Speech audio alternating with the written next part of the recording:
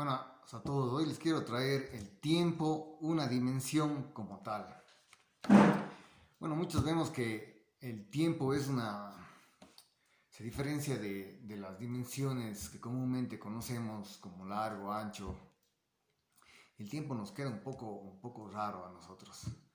Y todo, bueno, digamos, parte de este cono de luz, cuando empezó el Big Bang, donde tenemos algo específico que teníamos es un radio igual a cero. Donde, bueno, ese radio igual a cero tiene que ser la constante de Planck, que es 6 por 10 a la menos 34, o un poco más pequeño, 6 por 10 a la menos 35, es como cuando pues tenemos un sensor y el sensor nos movemos y el sensor nos movemos cierta distancia y ahí es cuando se activa el sensor. Entonces tal vez es un poco más pequeña cuando suceden las cosas del tiempo de esta distancia de Planck, que es un veinteavo de un protón más o menos según se. Y el tiempo, bueno, es el tiempo que recorre esta distancia de Planck, un fotón. Y entonces en un segundo tendríamos 5.4 por 10 a la 44 frames. Es decir, nosotros claramente vivimos en un mundo discreto cuantizado. Porque si nosotros tuviéramos conciencia de todos esos frames elevados a la 44, o sea, en realidad es un número tan grande, pero tan grande que estuviéramos detenidos en el tiempo, no nos moveríamos. Entonces nuestro cerebro, pues, sí tiene esta cuestión de no tomar toda la resolución de la cámara. Por ejemplo, no sé, este video está hecho a 30 frames por segundo, supongamos, o 60 frames por segundo o un poco más, ya. Más o menos es lo que nosotros podemos captar y por eso tenemos esa sensación de movimiento y no nos vemos como cortaditos, como paralizados. Entonces ahora imagínense que nosotros tuviéramos un, un número infinito para más o menos captar en un segundo.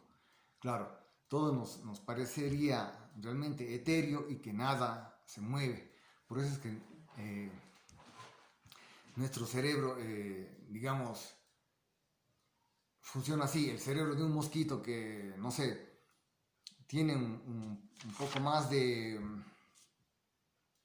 mueve un poco más rápido, captaría mucho más frames por segundo y nosotros cuando queremos matar a la mosca, pues la mosca, nosotros nos movemos realmente en cámara lenta. Bueno, de esta distancia de Planck, este Big Bang, entre comillas, que no pudo ser en un mundo realmente mucho más pequeño, en una distancia mucho más pequeño que lo que nos indica la constante de Planck, porque las cosas no suceden. Eh, pues, por ejemplo, vemos las ondas. Uno diría las ondas de radio son continuas, pero en realidad son discretas las ondas, y eso nos indica en la fórmula. Cuando colapsamos la onda, colapsamos en un punto, y no es que es algo discreto. Entonces esto nos indicaría que sí nos estamos moviendo a través bueno, el eje de largo, ancho, espesor, esas dimensiones, y la otra sería la dimensión que nos movemos, sería el tiempo, pero de forma discreta. O sea, nos movemos cortaditos, nada más sucede antes de eso. Bueno, en algo más pequeño que Planck, si fuéramos un ser superior, tal vez ya no veríamos que se colapsa la onda. Entonces no veríamos frames, no veríamos todo hay una fluctuación cuántica, una espuma cuántica, tal vez, ¿no es cierto? Entonces, bueno, el tiempo es el reloj más preciso pues que tenemos es la velocidad de la luz, que para todos los observadores es casi igual, y veríamos cómo se colapsa la onda. Entonces a veces se presenta como partícula también. Los fotones, bueno, depende de qué es lo que haga. Por ejemplo, nosotros vemos el sol y miramos lógicamente las ondas que vienen del sol, y no es que nos movemos un poquito y ya no hay fotones, pero sí dentro del átomo el fotón tuvo que hacer decaer o darle impulso a un electrón, por ejemplo. Entonces, bueno, cuando se estuvo formando este universo, ya hubieron fluctuaciones cuánticas en esta espuma, que ya se comenzó a ver un poco la gravedad. Entonces, más o menos todas las dimensiones están un poco correlacionadas, y no se puede hablar de que una funciona y otras no. Tal vez la gravedad mismo es también otra dimensión. Y entonces en estas fluctuaciones cuánticas, claro, si vemos el tamaño del universo, que más o menos es parecido, pues ya cuando nos ponemos a detener, vemos que en unos lugares se formó las galaxias, y entonces en estos lugares, desde el principio del universo, ya estuvo determinado dónde tenían que estar este tipo de galaxias, de acuerdo a las fluctuaciones cuánticas que hubo en esa pelotita cuántica que estaba estallando, estaba formando el cono de luz. Y otra cosa que fue necesaria es la expansión del universo. La expansión del universo también influye mucho en el tiempo, pues, en este sistema que, como digo, tenemos ondas. Las ondas a veces van al pasado porque se suponen por los cálculos que van al pasado. Y bueno, tenemos esta I también, que mucho influye en la cuántica, está ahí. Entonces esta I para mí me supone que es una interrelación con un universo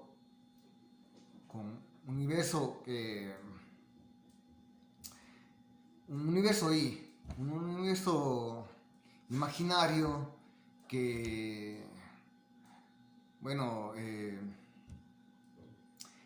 tal vez en ese universo, bueno, las ondas escribirían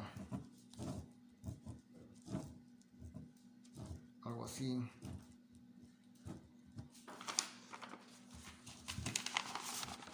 Esto sería la discretización de una onda, y entonces tal vez en ese universo imaginario las cosas sí son más smooth,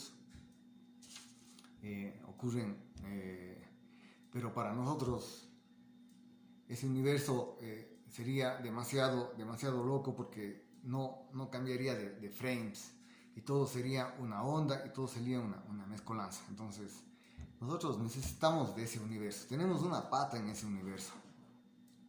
Ese universo se mete con nuestro universo, y por eso tenemos la I que nos sirve tanto en los cálculos. Pero a lo mejor, por ejemplo, dice, bueno, a ver, bueno, aquí ya nació en esta espuma cuántica la gravedad, ¿no?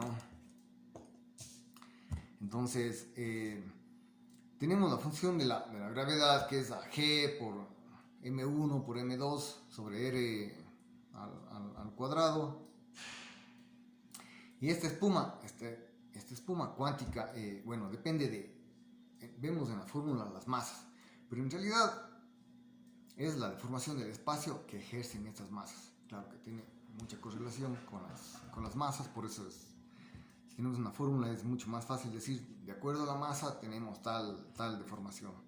Pero esta espuma cuántica es como cuando nos ponemos a hacer espumilla y tenemos una batidora ahí. son los mismos huevos, pero forman una espumilla. O sea, después de batirle, forman los huevos una espumilla en este éter. Forma este éter que no es un gas. Como alguien dice, bueno, pues el éter no existe porque es un gas. Pero el éter es muy importante porque eso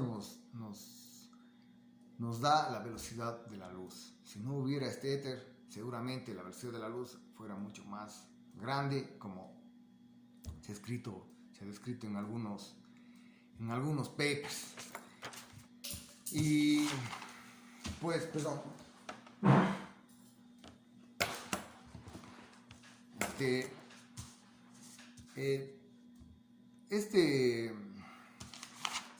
como dice, esta dimensión como tal, claro, alguien puede decir muchas veces, bueno, largo, ancho y profundidad son dimensiones como tal, porque yo me puedo mover para la derecha, para la izquierda, para la derecha, bueno, etcétera, etcétera.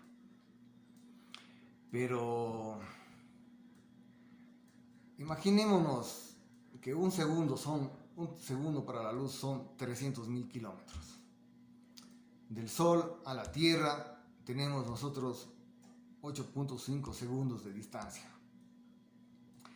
Dar la vuelta a la Tierra son 40.000 kilómetros, o sea, muchísimo menos que un segundo. O sea, casi una décima parte de un segundo. Entonces, en realidad, cuando nosotros nos movemos, pues para el tamaño del universo, no sé, Andrómeda queda a 2.5 millones de kilómetros, pues a lo mejor no nos movemos, pues nada, es como decir, un electrón tiene spin cuando es una cosa realmente diminuta. Entonces, pero podemos, estamos tan inmersos en el tiempo, porque este tiempo, digámoslo así, está un poco doblado. Aquí está doblado el universo. Entonces nosotros vivimos en una Tierra que nosotros decimos es plana, pero no nos damos cuenta que tiene una circunferencia, porque prácticamente nos parece, bueno, un espacio euclídeo, un espacio plano, esta Tierra. Pero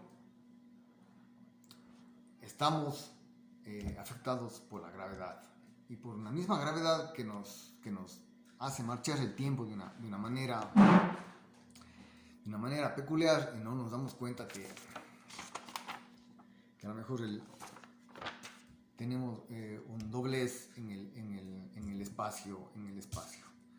Entonces, por ejemplo, decimos la paradoja de los gemelos. La paradoja de los gemelos, del un gemelo se queda quieto, el otro gemelo recorre una distancia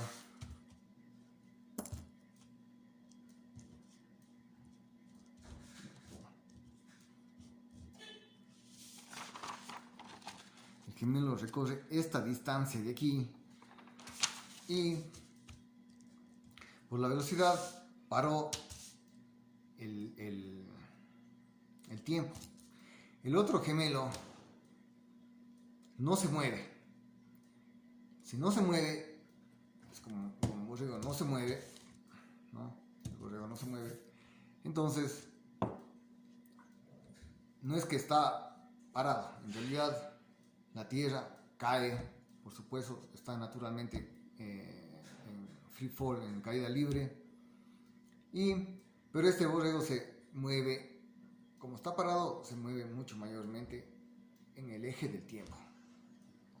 El astronauta se mueve en el eje del espacio, entonces evita un poco el eje del tiempo. Cuando regresa, bueno, debido a la velocidad, debido a la masa, etcétera, paró.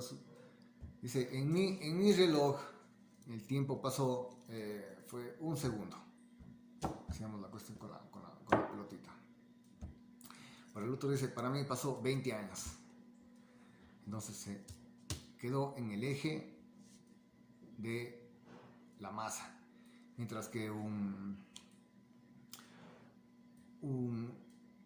rayo de luz, un fotón viajando a esa velocidad, el fotón no tiene tiempo, no tiene masa. Entonces también depende cómo vemos nosotros las dimensiones. Nosotros nos decimos, cuando nos movemos 1 metro o 2 metros, nosotros pensamos que viajamos en un espacio X, pero para otro ser pudiera ser que no nos movemos absolutamente nada, que estamos mayormente viajando en el tiempo. Y cuando estamos parados, en realidad estamos en el centro del universo. Todo a nuestro alrededor luce más o menos la misma cosa. Y no tenemos en realidad una relación de espacio, y solo nos vamos moviendo segundo a segundo con lo que se denomina esta cuestión del tiempo. Incluso podemos poner a un borrego en un eje parado, a otro que corre carros en otro eje, y así. Y todos estos podemos tener una relación con los factores de Lorentz, que vamos moviendo y para todos le hacemos más o menos el mismo espacio. Incluso el astronauta, diríamos así, él mide con su metro, con su flexómetro la nave, y dice tiene 30 metros. Nosotros que le vemos al astronauta con su nave, nosotros medimos 20 metros. O sea, también no es que todo está dicho en la dimensión espacio. Entonces sí tenemos todos estos artificios matemáticos, el mundo imaginario, etcétera, etcétera, donde creo que la gravedad está mucho más clavada, a pesar de que, no sé, pues tenemos un espacio, por ejemplo, fotoeléctrico. Un rayo de luz va de un espacio a otro, y en el tiempo de Planck es como onda. En el resto decanta la onda, y decantan los frames en los cuales se va moviendo el fotón. La parte de los imanes también tienen una direccionalidad, y tienen pues ahí una direccionalidad hasta dónde están los campos eléctricos y cómo decaen. Más o menos es claro, alguien dirá, por ejemplo, una partícula elemental da vida es al fotón, o sea, al campo fotoeléctrico. El otro campo magnetoeléctrico, pues, es en cambio cómo ponemos los electrones, si están los electrones alineados a cosas así. Entonces aumentamos ese poder de atraer cosas. Y ahora la partícula fundamental de la gravedad, como decimos, el campo fotoeléctrico, vemos que las ondas pueden viajar al pasado. Tenemos una I ahí. Es igual, nosotros tenemos para la gravedad, también tenemos otra I, porque puede doblar el espacio-tiempo. Puede llevarte al pasado. Entonces, esta I sería de este espacio, este universo imaginario. Entonces sería el que más o menos dicta las leyes de la gravedad, que tenemos una camioneta, es como unas ondas que dicen dónde está el centro de masa, esta partícula virtual, y que incluso se queda en los agujeros negros. En el agujero negro no sale ni la luz, pues tampoco debería salir la gravedad, pero de todos modos la gravedad se quedó ahí marcada en la superficie del agujero negro que describe un poco Hopkins, y todos tenemos nuestros relojes ahí totalmente parados. Entonces tenemos un reloj pero que detiene el tiempo, tenemos un gran reloj o muchos relojes que detienen ese tiempo y que nos da que esta parte de aquí sí es diferente de acá, porque cuando yo me muevo, digo un metro aquí o un metro acá, pues o estoy, claro, a veces digo estoy a 2 metros de la pared de allá y a 1 metro de la pared de acá, pero si me muevo un poco más estoy a 1.5 metros y a 1.5 metros de la pared de acá.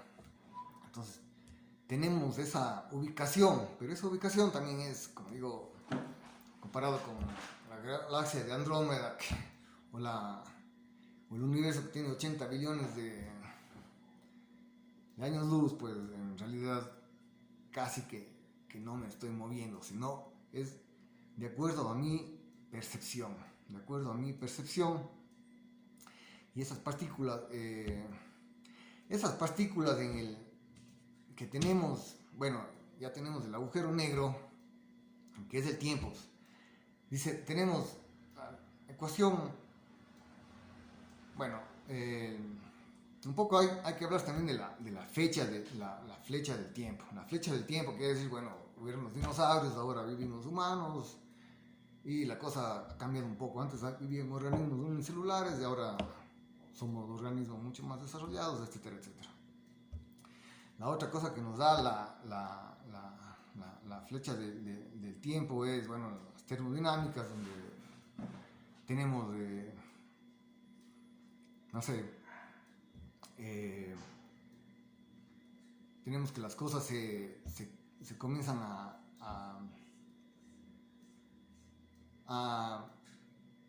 las cosas comienzan pues a estar en entalpía. A ver, bueno, no es entalpía exactamente, comienzan a estar más dispersas en el tiempo, más cosas así. Entonces, eso también es, pues de alguna manera, reversible.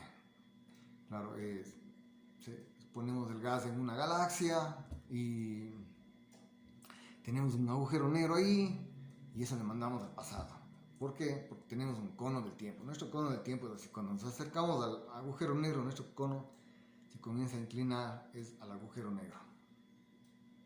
Porque ya no podemos dejar el agujero negro, aunque bueno, algo tenemos de chance. Cuando bien pasamos del horizonte de sucesos, este cono del tiempo se vuelve exactamente a donde está el tiempo, el eje del tiempo. Ya no tenemos casi eje dentro del agujero negro, en la singularidad, casi eje de espacio, sino tenemos eje del tiempo.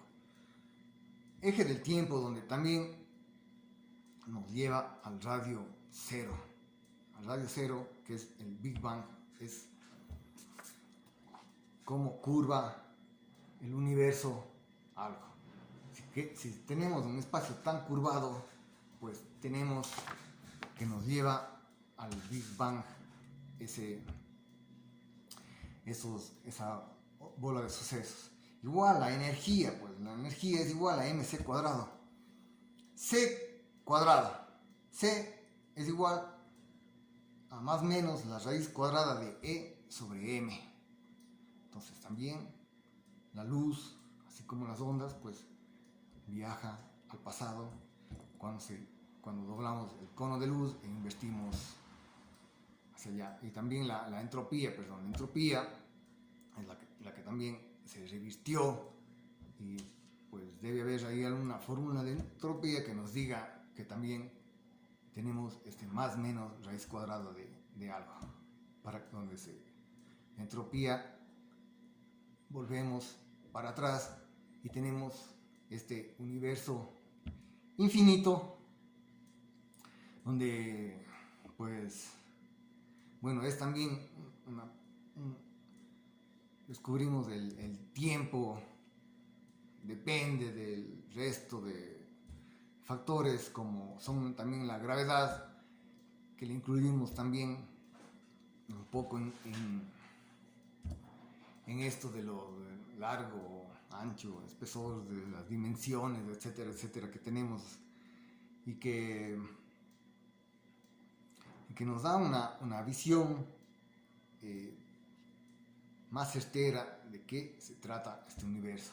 Ahora dirán, pues si tenemos siempre este universo, pues no podemos, siempre las cosas se van a estar repitiendo y repitiendo. Pues también la cuántica nos da un poco de eso. Por ejemplo, cuando nosotros preparamos un objeto y medimos cuánticamente y nos da up, siempre para arriba, no down. Cuando queremos medir y siempre medimos eso, pero cuando queremos medir en otro eje, en un eje Y, por ejemplo, si es para la izquierda, para la derecha o cosas así, o se está girando para un lado o se está girando para el otro lado, y volvemos a la medida anterior, 50-50 nos da up o down la medida. Entonces esto quiere decir, pues obviamente que nada está dicho, y mientras más tratamos de determinar en los tres ejes, más indeterminada está la cosa, porque más atención estamos poniendo, y como digo, el colapso de la función de onda también se da pues por cuando la medimos, y es por el observador que nos da. Ahora, claro, pues hablando un poco así, pues Hitler no hubiera existido si es que, no sé, se hubiera dedicado a la pintura. Alguien dice, a lo mejor hubiera habido otro Hitler porque el pueblo lo pedía. Cuando tenemos un Fidel Castro, es porque el pueblo lo pide y alguien toma ese papel. O sea, no es que él lleva a ningún lado, sino él simplemente toma ese papel y lo lleva a tal punto. Pero también tenemos Buda, Jesucristo, que son gente que cambiaron el mundo realmente y lo cambiaron para bien y pusieron, son gente que la humanidad reconoce que son gente excepcional, porque es gente consciente que no va de acuerdo con lo que dictan las masas, sino dictan otra cosa que es buena, y ponen el ojo, y ya no es que esas masas siguen la corriente a la que iban, sino toman otra dirección, son un punto que acarrea cosas. Bueno, y eso es en pocas palabras lo que tengo que decir con el tiempo, y no puedo decir nada más. A ustedes les toca agregarse. JP, comenten, suscríbanse y digan cualquier cosa ahí para que estamos en democracia. Hasta la próxima, amigos.